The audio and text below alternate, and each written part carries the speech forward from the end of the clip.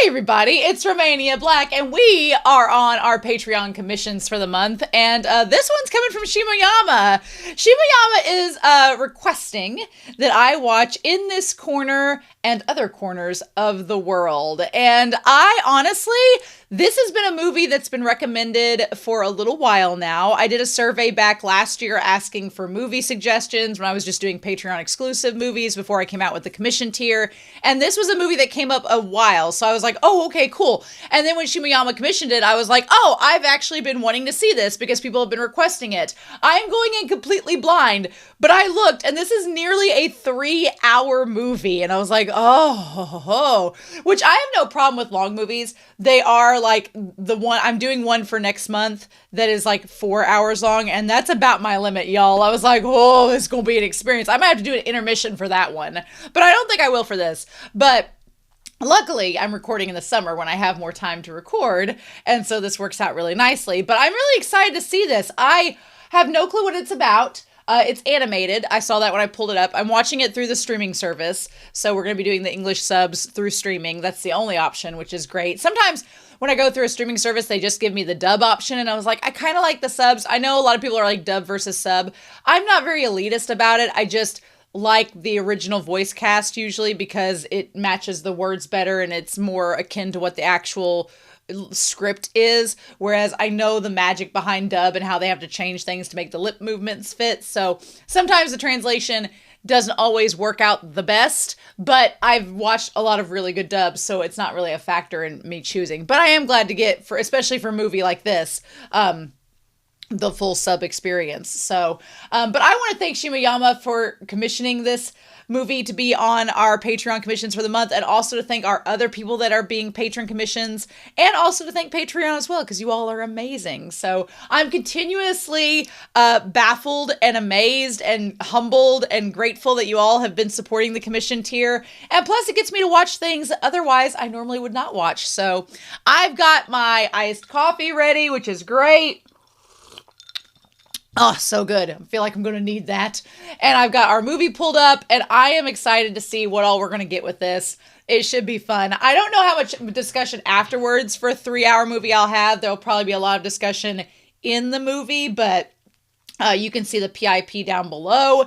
And then I'll obviously have my headphones in, and we can watch along this way as well if you want to sync up. So thank you, Shimoyama, for commissioning this movie. I have no clue what we're going to get, but I'm really excited. I have this whole morning off, and I was like, well, what? Well, I was going to watch the movie anyway, and then when I saw it was 3 hours long, I was like, oh, well, I'm good. I'm glad I have this morning. So let me clear my throat and get started. So we are going to watch In This Corner and Other Corners of the World and see what we get.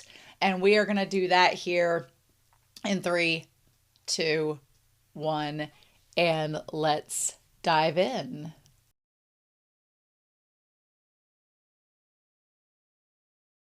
Well, that was nearly 3 hours of craziness.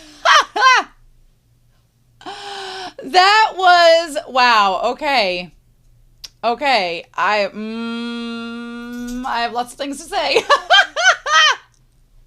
about this movie. Oh, Shimoyama, you did an amazing job of recommending that, might I say. Oh, and of course my dogs are like, what? So that movie was incredible, first of all. I love all of the connections of this movie. So going back to the very beginning, the fact that this girl, the beginning went by so quickly with the time skips that I was like, oh, we're cutting straight to the point of her becoming an adult. But really the heart of it is this girl, that Suzu being this idealistic dreamer who's aloof. She's forgetful. She's easily lost. I'm sure there's a lot of people that can relate to her. But her just being kind of this lofty dreamer and just being so innocent. And it was heartbreaking watching this world and the war strip that innocence from her until after it's all said and done, with the little girl, she starts to get it back and starts to move forward from it. And it was emotional. Like, I am going to try not to cry through discussing it, but it was so hard to watch her go from being such a kind, like idealistic person, and then having all this horrible things happen to her, and her like losing, like the moment she lost her hand, her arm, like the arm that she drew with, the arm that gave her sense of creativity. There's a lot of themes in this movie concerning Suzu about the idea of just how war and how violence strips like what makes us happy and what makes us human. And it was so hard to watch, like seeing her go downhill and being unhappy. And I think that she, you know, I say that, you know, arranged marriages, I'm from the US, so we don't do arranged marriages really in the United States. That's not a thing. It's not a cultural thing really. That's, I mean, I'm sure there's some families that their religion and stuff still ascribes that, but no one in my area of the country does arranged marriages. I mean, there are people that settle. I guess the closest thing to that would be if you just settled for someone in your hometown because there was, you know, you couldn't get away or you couldn't travel somewhere else to see someone else. So you kind of just settled with whoever was available. I guess that would be the equivalent. And she takes it all in stride. You can tell she doesn't really want to get married, but she does it because she thinks that that's what she's supposed to do. The fact that she gets kidnapped and the kid that was in the basket with her is the kid that she ends up marrying, that is so amazing. And the fact that it's like he knew from the start, he recognized her beauty mark and realized it was her. And then she like got away. Oh my gosh, that's amazing. The dream quality of this movie where she was wondering the very beginning, it's like, is this a dream? Is this not a dream? Because she's so lofty. Like I was fooled like at the beginning, whether she was thinking this was real or not. And then that she evaded him the first time she was going to get married and then came back. And the thing where she had met Reen in the house because the grandma was harboring her until she could like let her go. Like that all came back. That was wild. There was such a nostalgic feel watching it, like them growing up and being there. Also the fact that the world for her starts out so colorful and bright, like her being a kid, the world starts out so colorful and bright. And then as she gets older and the war rages on, it's like that color starts getting stripped from her world, which is so sad and so horrible, right? And then there was Mizuhara, which I was rooting, because Mizuhara starts out as the kid, like he's projecting his anger at his brother dying onto like everyone else around him, and he's like the gruff kid, and I wanted him to like get older and end up like going back and marrying her. And for a second I kept thinking that the series was going to do that. I kept thinking that it was going to like her and Shizu-sama was going to like separate and that she was going to go off and marry him, and that did not end up happening. One thing I'm really happy about this movie is that both her husband and Mizuhara are very consenting, respectful men, that when she tells her husband no, she doesn't want to have sex with him, he doesn't do it. And whenever Mizuhara starts to try to put the moves on her, she's like, I love that she's so open in her communication. She's like, I loved you when we were kids, and I kept waiting for this moment, but I've fallen in love with my husband, even though he loved another woman before me, and it's a big mess. She's like, I can't leave him to go with you. And Mizuhara's like, no, I get it. It's fine. That broke my heart, because he was the guy that she liked, but she's fallen for her husband. And it's like, the world. I wanted to go and look into this film a little bit. So it was this film itself in this corner of the world. Is it based off of a manga? I feel like maybe it is. I want to see, like, is it a series in this corner of the world? Okay, so it was a 3-volume manga from 2007 to 2009. And then the film came out in 2016. Okay, so like 10 years later. And there's a live action film that's from it that's a lot shorter than this movie, I feel. And then there was a television drama as well. Okay, by Fumio Kono. Okay, of Suzu Arano, a young bride with her new family, living on the outskirts of Kure City during World War II. Yep, she's very innocent, an illustrator. When she was 18, she worked for a small family business when an unknown young man suddenly proposed to her. Shusaku, lived in Kure as a naval citizen and remembered her from 10 years ago. And so she moved to Kure, which saved her life. Essentially saved her life in the end. in the darkest of ways. But I want to see like who played her. Hosoya played Shisaku. I didn't realize it until towards the end of the movie. I was like, oh, his voice actor is Hosoya. Okay, it is. Yeah, because his voice started to come out when he was like getting really like emotional with her towards the end. I was like, oh, that's Hosoya. Yeah. So Rina Nonen plays her voice. I don't know if she's been in anything that I would have known. If she's been okay. In film, she's been in a couple things, but I haven't seen them. So she's more of a TV actress, maybe. But yeah, who played Mizuhara? Because I thought Daisuke Ono played Mizuhara. I was like, I've heard this voice too. It's Daisuke Ono. Of course it is. Yeah. So, okay. Oh, so he... Okay, so it said that that was one thing. I wondered if him on the shoreline at the end of the film was alive, but so he was. He did survive. Okay, so he survived, but he didn't recognize Suzu when she passed by. That's really sad.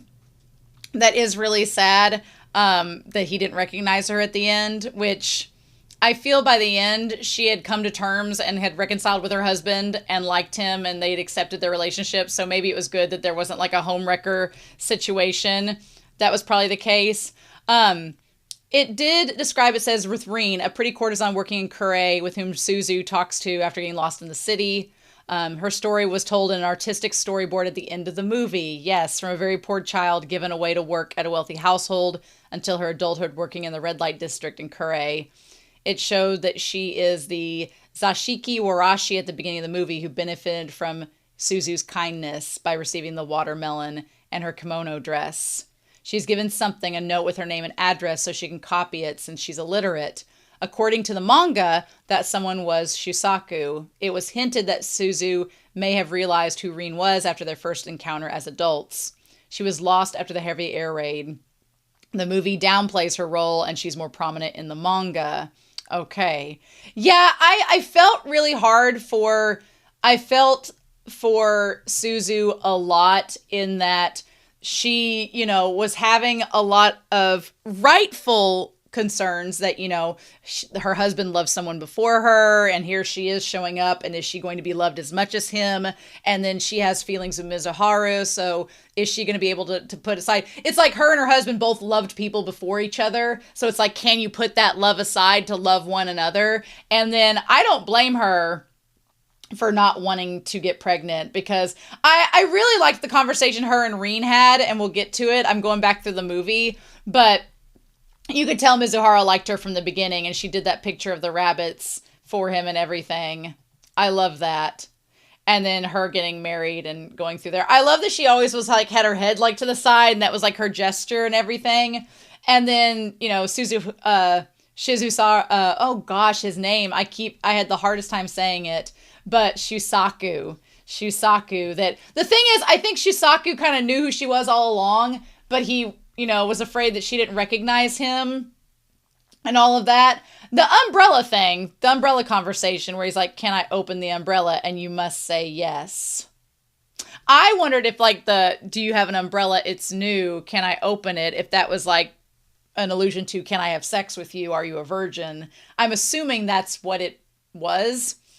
But then they end up eating the persimmons and it doesn't quite go the way that she thought. Right? I just...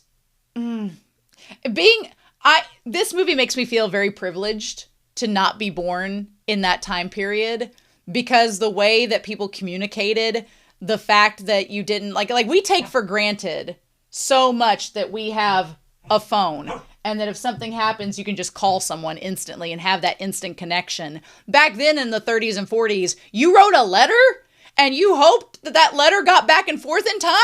And there was radio back then, but there were not phones that you could just instantly call someone. There was not internet where you could find out. The fact that how they got news about the bombing at Hiroshima and everything, and the fact that news traveled so slowly, but yet it wasn't complete. And you were like, well, people are saying this and we don't exactly know what's going on and all of that.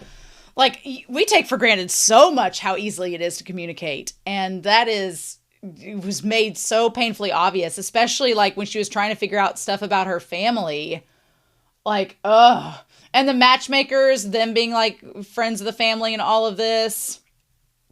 Like, which I honestly was glad that Shisaku was as nice as he was, because that made me feel like bad, because when Mizuhara shows up, you know, he's grown up and he's changed and he's a nicer person, but it's like you don't want her to cheat on him because Shisaku is a nice guy and he loves her. And so it makes it hard when she's like trying to sort out her feelings of, does she love him back? Because it was an arranged marriage. And she does end up loving him.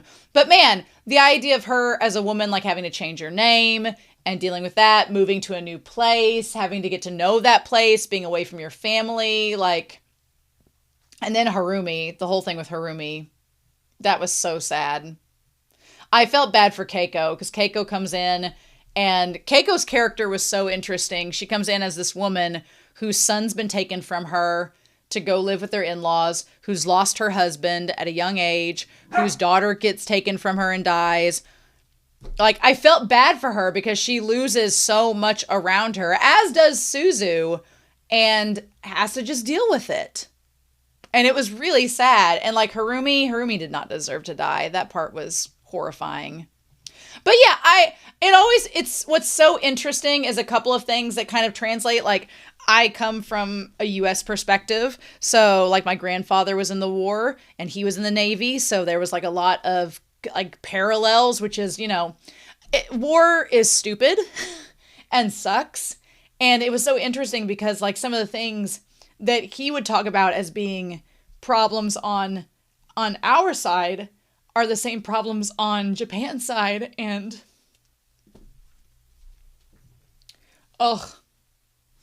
it just makes you so sad to see how much people suffered because of it. And it is very much like the whole Hiroshima bombing. Like I said, if you watch Barefoot Gen, I'd recommend watching Barefoot Gen just to be horrified, so you can, and then after you watch that, you'll never want anything bombed ever again. But, I my Cowboy Bebop. Blanket here the whole time. But it just is, I mean, there's been so much discussion about the bomb being dropped in Hiroshima. I'm not a fan of it at all. It's very much like a Schrodinger's cat situation, like, well, what if? But then it's like, you can't say what if. It's a lot. But one thing that stuck out in this movie is the fact that a lot of times higher powers that are making the decisions in these wars, it's like the citizens are the ones you feel the most for, because they are the ones kept in the dark the most. Like, the people here kind of like, you know, the citizens know they're in a war. You know, they know what's going on, but they don't know everything that's going on. And so they don't know about the bombs being developed. They don't know, but it's just like, you feel bad for the citizens and the civilians who are kind of the innocents caught up in this, that are fighting a war for someone else. And it's awful. And it's like that way on both sides. So I'm always fascinated seeing other countries' perspectives during wars, because what you find out is that they're not that different from your own. They really aren't. And it's so sad because you know about wars happening right now, like with Ukraine and Russia, with Gaza. And so it's really sad. It's really stupid and sad. But yeah. And half the time, the wars are by people that, you know, that are not even suffering themselves. They're the ones dictating what's happening, and it's stupid. But yeah. So, I felt for Suzu a lot. I felt for her because she had all this creativity and kindness, and just seeing how she tries to hold up so strongly, like taking, the thing that got me, she drew the pictures of like her hometown, and she drew the pictures of like the city hall and all of that, and then when she goes back and sees that it's all destroyed from the bombings, it's so sad. And I think of Grave of the Fireflies and the destruction from that is like, I feel like Grave of the Fireflies and Barefoot Gen prepared me for what I was going to see in this, because I was like, oh, it's going to be bad. And they understate so much. But if you notice when they're giving out the dates and when everything happens, the dates start to get more and more precise of like the specific times, the specific days. And you're like, it goes from being like April 1944 to like July 16th at 5 a.m. or something like that. And it makes it more ominous, and you just know it's coming. You know that the Hiroshima bombing, it didn't hit me until about halfway through the film. I was like, oh my God, she's from Hiroshima and it's 1945. I know what's going to happen. And you're just waiting for it to happen. When she kept saying she was going to go back, I was like, oh God, don't go back, girl. Because I thought she was going to die in this movie. But her just maintaining this innocent. And I love that how she is this lofty, like, innocent character, but she gets frustrated. And she's able to, like when Shusaku is trying to, like, reach her at first when they're on the hillside, and she's frustrated, and she's just trying to be like, you know, she's sad and depressed and frustrated about being there. And he, like, tries to make her feel better. Like, he's trying to be a nice person. And he tries to explain the ships and everything. And she's just trying to, like, settle with it all, right? Oh. And then just her doing day-to-day activities with the family and getting ready for the air raids and building the bomb shelter, and the sister coming to stay with them and everything. And, like, I'm glad that they show, like, the romance developing between her and Shusaku and everything. But then the MP scene, I thought they were going to get in trouble. I thought it was going to be a big deal. And because they, like, investigate her doodles and think she's doing espionage. I really thought it was going to be a very serious moment. And then they laugh it off and they're like, oh, the MPs, psh, like, Suzu, a spy. Oh my gosh. And, like, she was like, you know, I don't feel good about this. She's like, I felt terrified about it, even though the family took it really well. But yeah, and then she meets Reen. And she realizes that Reen is the girl. When she sneaks into the room, she realizes that her husband had wrote the note to her, right? And she's like, I'm happy with who I am today, so I don't want to wake up from this dream. So when she goes to the clinic, she finds out that she's not pregnant, and that she, you know, they play it off at first as if she's not pregnant because she's, you know, under stress and thin, and her periods are irregular, and that's why they thought she was pregnant at first. I got the impression that she can't have kids, and that leads to some tension between her and Shusaku, because her and Reen have the conversation about a woman's duty. And I thought Reen did a very good job in this scene of painting it, because it's very frustrating when it's like, oh, well, it's a woman's duty to have an heir to the family, and it's her duty to be the wife of a man and everything. And Reen's like, well, what if you have a girl? Then you're not having an heir. And what if the son you have sucks? What if he dies? What if he's sick? And Suzu's like, well, then I'll just have another. She's like, well, what if that doesn't work out? What if you can't have kids? Then if you can't perform your duty, what's the purpose of you being here? And Suzu's like, well, but there is a purpose. And she's like, exactly. She's like, you know, some kids get sold off. Some women can't have children. Sometimes their heirs suck. Like, all this. I like Reen putting it in perspective, being like, your duty is to yourself. And she's like, some women love having children. Some women want to have children. And they love being a mother. And that's everything to them. And that's wonderful. But she says that it should not be your duty to mold and conform to a future that you yourself have no part in wanting. And I love that scene where Reen's just like, you have one life. Why would you want to conform it to something that's not you? And that whole conversation was so well done. I loved that so much. But, and then the two of them realizing, she realizes that Reen is the girl that her husband liked at the time. Which led to, like, the conversation where they were talking about him getting distracted, and the matchmaker's like, we're glad that you met her, and it's not, you know, I think Shusaku is less gloomy with thanks to you. Yeah, and they're like, oh, I didn't think she would understand the crucial part of what you said. But she does end up figuring it out. And I love, like, her getting frustrated, being like, I don't want to be a substitute. She's like, am I the woman that you love, or am I just a substitute for Reen? And she's like, I want you to love me for me, not, you know, she's like, are you imagining some other woman when you're married to me? And I like by the end of the film, Shusaku's like, no, I love you. It's not Reen that I love. I may have loved her before, but I love you now. And I almost think that he sent her to go to see Mizuhara to test her and see if she actually loved him or if she would leave him for Mizuhara. And when she like gets close to him, she's like, you know, she's like, I'm angry at him. It boils my blood. He's like, do you want to say I thought you were forced to get married and you needed help? He's like, I thought you wanted me to come rescue you. And she's like, that's the problem. She's like, somewhere along the way, he's like, I derailed from the ordinary.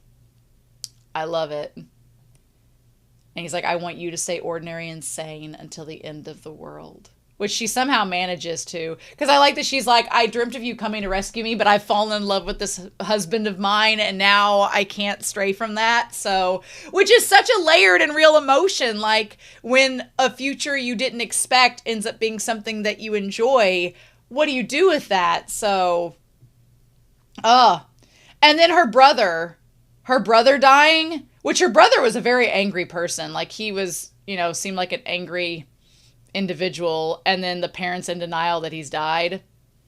I think the moment that he dies and it's like people are just gone, like that kind of prefaces everything else in the rest of the movie that happens, because she loses her parents, her brother, the little girl, all this. I do like her and Shusaku having the fight, because he's like, well, I forced you to marry me and you've never shown me your angry face. You've just gone along with it. And she's like, well, now I'm showing you my angry face. So what are we going to do about it? I like that they had the fight and then made up. Like, I liked that. But then, like, the one girl died after she showed the kindness and all that. And then the air raid. I'm glad the dad lived.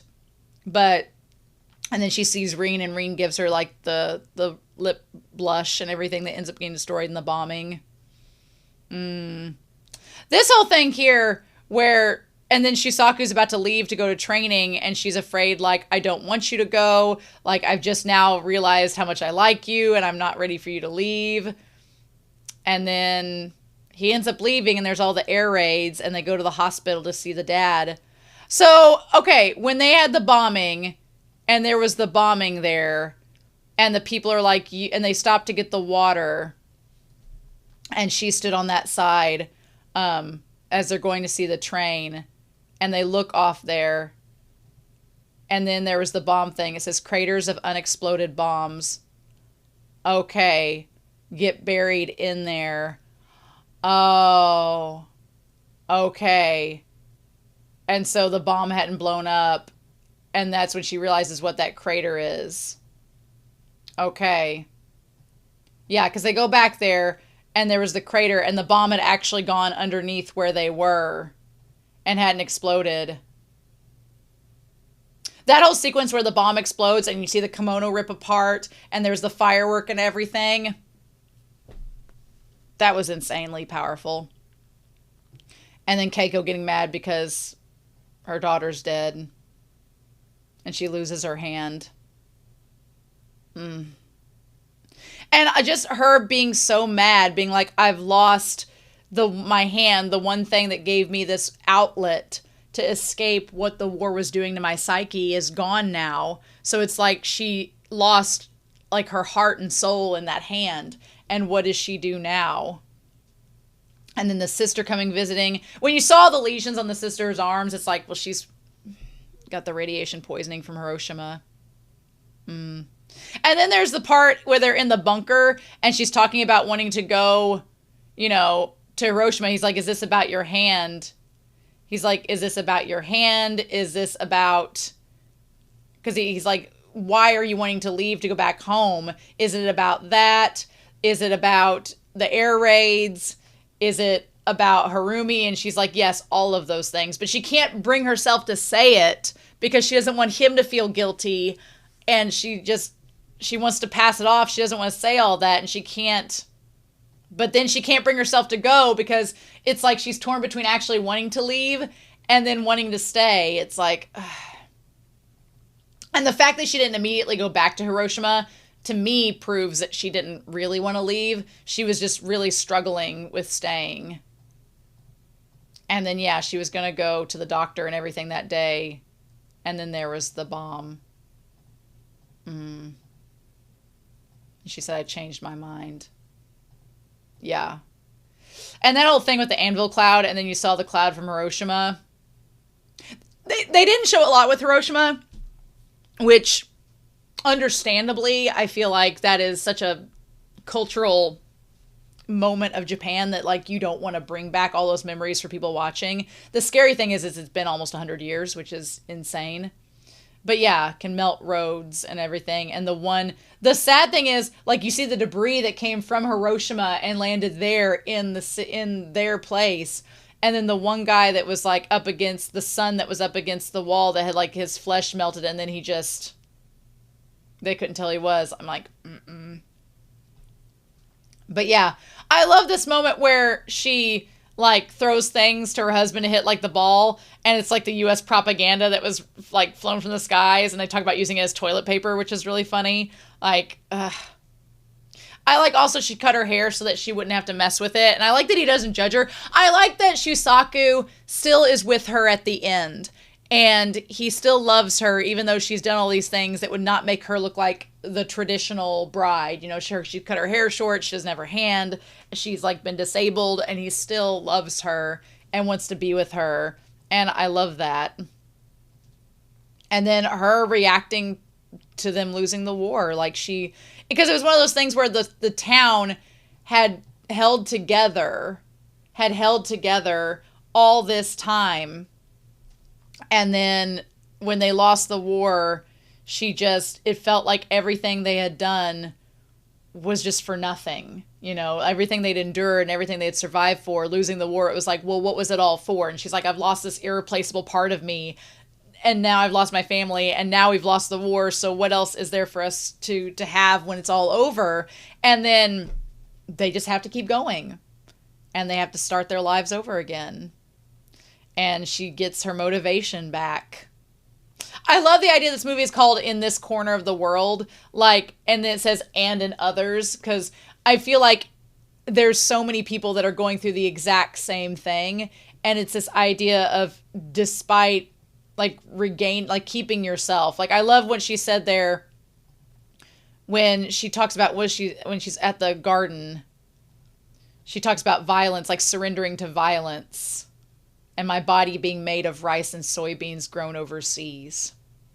Like, that part was so powerful, of her saying, like, I'm being made by what's destroyed me. So what does that say? And the fact that she still decides to move forward despite her own sadness it's very hopeful, and it's very powerful, and it just really moved me. It really did.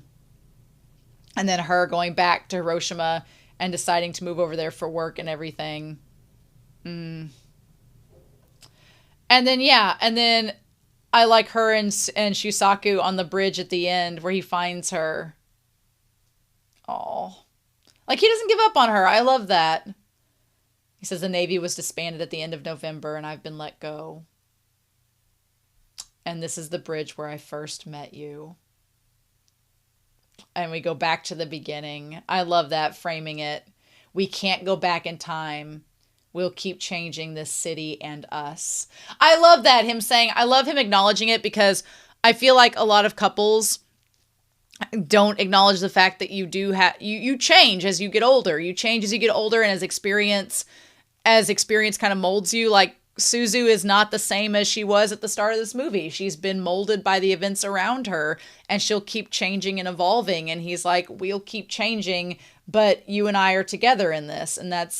But I will always tell you apart. I'll find this beauty mark right away. So yeah, he like knew her when she helped them find their way back to the train station all those years ago. And then she says, thank you for finding me in this corner of the world. Yeah. And we see the monster walk by with the crocodile in there, like she described her brother. Oh, I love that. Oh, it's so, because as much as I wanted her with Mizuhara, by the end, it's like, no, Shusaku was the one that she was meant to be with. Like, that just, I love that. What do I have there? I'm looking at the descriptions as well. Yep. Shusaku returns and reunites with her, and they come across an orphan girl and adopt her, and she regains her passion for life slowly. Yep. And so they sew clothes together in post-war Japan. Yeah, I love how much Shusaku loved her and stayed with her throughout all of this and was like a rock for her, which is what she needed. And I love that. Damn, the moment that this one girl loses her mom, though, is so horrific. And they put that like right at the very end. Right at the very end, the mom and the daughter like standing there looking at the building as it was bombed. Like, what? Like, yeah, because I was curious. There was like the little girl and her mom, and it shows like her dad must have died during the war. So I was like, who is this? What is going on? I was really confused at first that this was a brand new girl.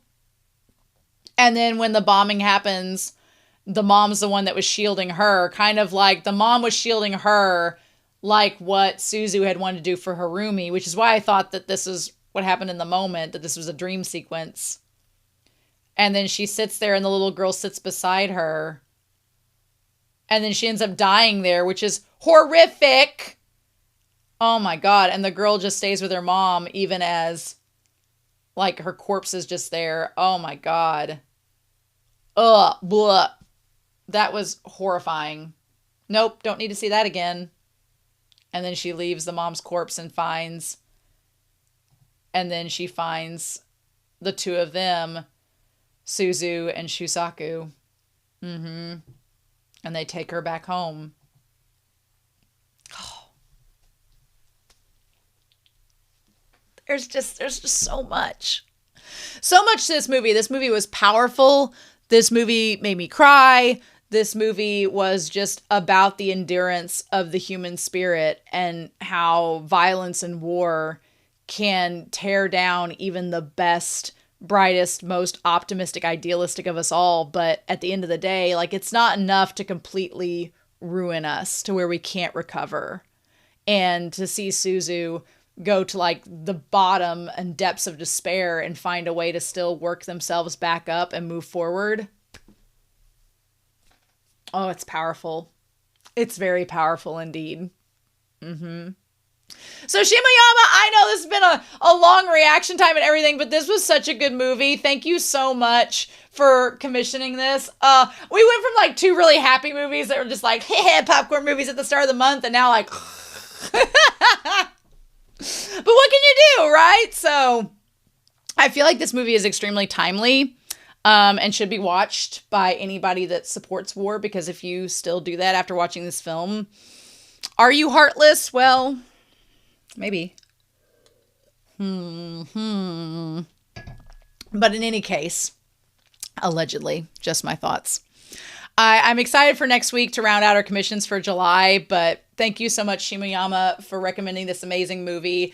It's been recommended to me for a while. I'm glad I watched it. I'm glad I can put it on my anti-war registry. If you want to watch anti-war films, watch Grave of the Fireflies. Watch Barefoot Gen.